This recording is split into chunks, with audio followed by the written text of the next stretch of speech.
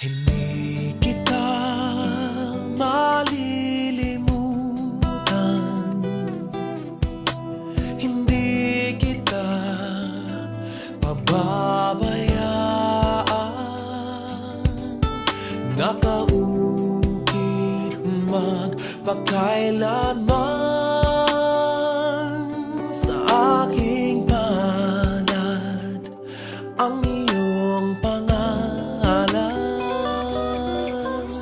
Malilimutan ba ng ina ang anak na galing sa kanya?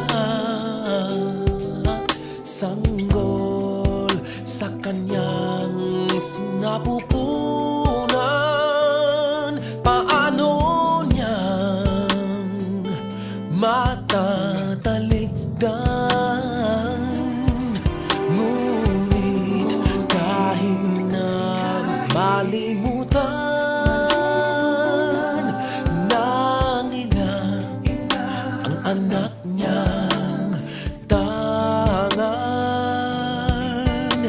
hindi kita malilimutan, kailan may di pababayaan. Hindi kita malilimutan, kailan may di pababayaan.